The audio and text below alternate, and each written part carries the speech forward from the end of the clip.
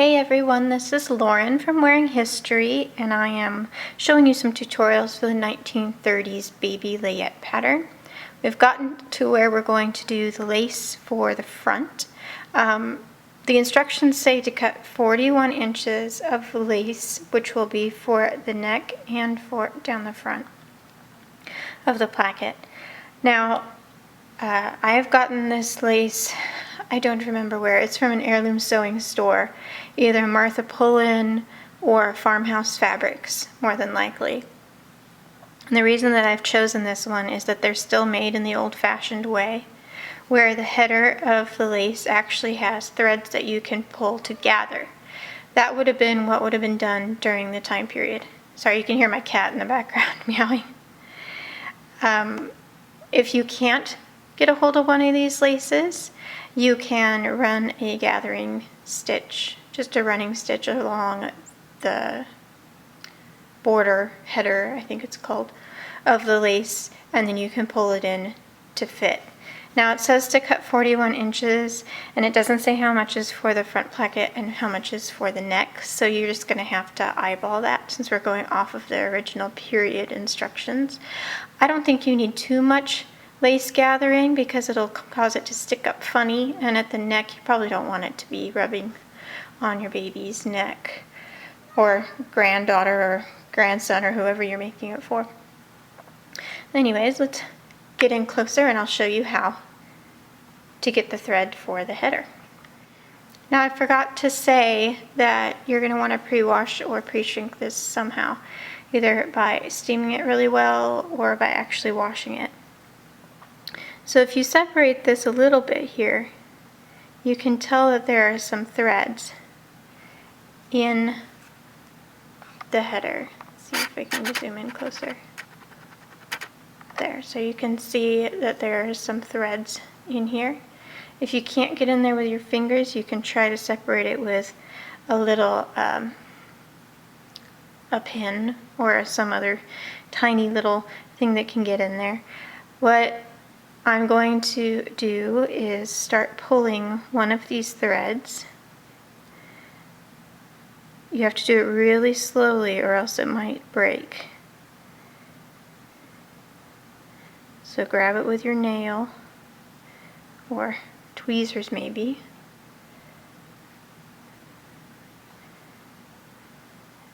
And you can see that it's starting to gather.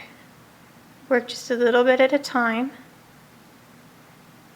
and then move down your finger here. Pull it down a little bit. You're going to have to go real slow because you don't want a chance breaking that thread. And make sure you don't leave a lot of excess here at the end, or else the strain on it will cause it to snap. So just work your way all along that piece until you have about the amount of gathers that you want for putting the front placket on. And then I'll show you what it's like to pin it to place, and then you hand sew it. Okay, I've gathered the thread a little bit. Here you can see it just kind of has a wave, and as you pull it sometimes it'll twist. You just untwist that as you're working. Now the original instructions said to hem this first at the very edge, and I'm not going to do that. I'm going to do that when I attach it. So just to get an eyeball for where I want this header to butt right up against the placket.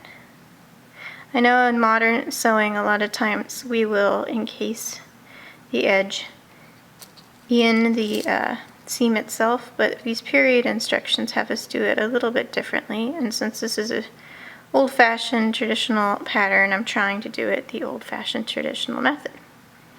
Probably be easier if you unbutton your garment first.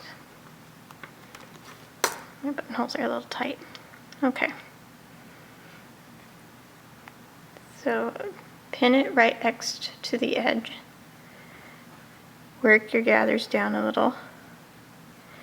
You just want a little ripple of gathering, not a huge amount.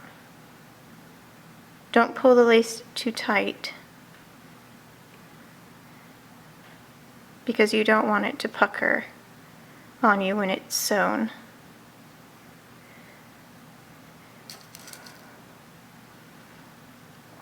And these pins are silk pins, so they're nice and fine if you're doing this in batiste or lawn or another fine fabric. You're going to want really fine pins to pin with. That was my cat.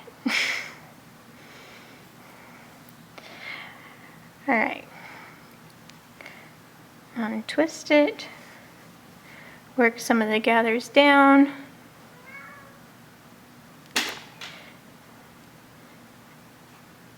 Put that edge up to the placket. Add some pins. You can readjust this as you hand sew it to place as well. You just want to make sure that you have the correct length and the right amount of gathers. After you have it all pinned into place, you can look at it and make sure that the gathers look evenly spaced to you. When you get down to the corners, add a little bit extra so that this doesn't fold upward toward the placket, but it gives a nice rounded edge down here. So I'm going to keep pinning, and I will come back after I have pinned this all to place. Okay, I've pinned it all the way around. I wanted to show you that I've gone down, I've folded under here. Make sure you add extra at the beginning if I didn't say that already. It's a little bit, 1/4 inch or something. And then I've pinned all the way down, given ease here at the bottom, gone across, given ease at the bottom, and then up the other side. The gathers are pretty evenly spaced all the way around. When you get to the end, allow yourself about 1/4 inch again, turn it under and pin it. So both of those are pinned.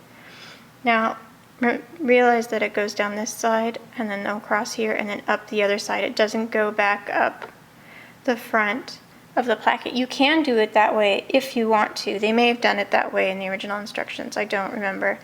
But to me, it seems like taking this on and off, the lace edge will get less wear if you put it like that. If you prefer to have it on the folded edge here, then go ahead and do it that way. It doesn't really matter. You'll just whip it to a folded edge instead of to the body of the gown. Alright, so let's get stitching. Okay, get your needle and thread. And I'm going to, let's see, if you can get up in between your binding here, that might be a good way to start it. Or between the placket. Looks like I have a little room in the placket. So I'm going to go up there so that the knot from my stitching is encased in there. It won't rub at the baby's neck. Alright. Now, here's where your gathering stitches were pulled, and you can see I have a couple of loose threads there. The best way to deal with those is to tuck them under with your needle, because it's going to be too hard to get in there with your finger.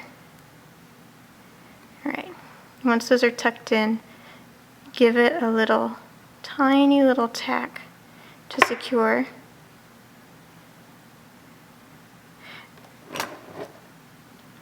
And now I'm going to work right on that edge of that binding and whip this down into place. I'm working quite far away from the camera, so hopefully this looks good on the camera. It's hard to tell since I'm a little ways away trying to video this. If your thread gets knots, you might want to wax it before you begin. I'm keeping my pin in because I want it to not wiggle on me, and I'm just grabbing the very edge. If you find it easier to take your pin out, go ahead and do that first. Now at the end here, I'm going to run the needle through the layers after you've tacked it at the end. You can make a knot if you want or whatever, but I'm just going to run it back through and pop it back out through that corner. I should have waxed my thread before I started. Take that guy out now. Alright, I'm going to tack it again. One little tack. Alright. Now you can see that there is the edge of the placket and then the header of the lace. And you can still wiggle this around a little bit with your fingernail. to get the gather spaced as you want. Sorry, I had to cut for a second.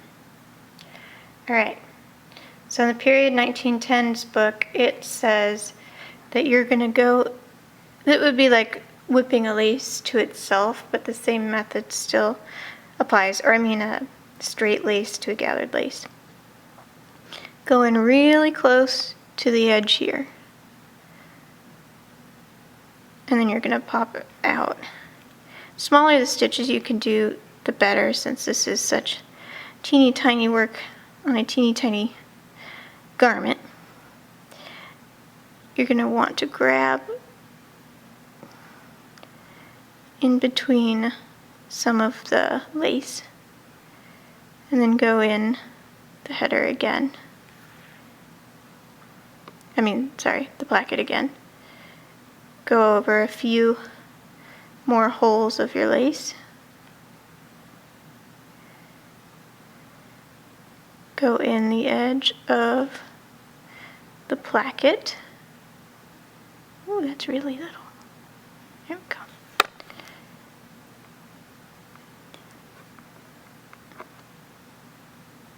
Now if I had this closer to my face, I probably could do it much faster. It's a little bit difficult trying to do it from a distance behind a camera. Close to the edge as you can. And don't pull the thread tightly when you're doing this whip stitch. You don't want there to be any sort of gathering or puckering there, but you can see how it's attaching itself. I'm attaching it to the edge, and it should be nice and smooth. I'm gathering the whole header, I'm going around the whole header, so edge of this, oops,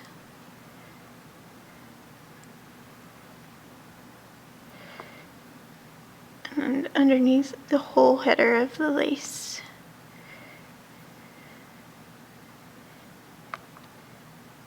And then tack it there. I'm realizing as I'm doing this that a whip isn't the easiest way. What looks like the easiest way for me, and you may find it works differently for you. I'm not sure what this stitch is called, but if I go in and out of just the fold of the edge of the placket,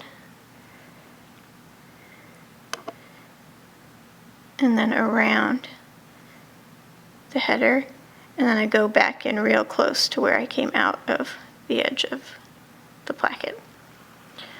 So you're going to work it like that all the way around by hand. And when you're done, you'll have a really nice little ruffled edge of lace for your placket. Use the same method when you're attaching it to the neck here, around, and to the cuffs. It's the same basic principle. Make sure you don't pull too tight, but make sure it's tight enough to be secure. Alright, I hope that helps you attach lace by hand to make your heirloom baby garment. You can check out the pattern at wearinghistory.clothing. My blog is wearinghistoryblog.com. Thanks a bunch.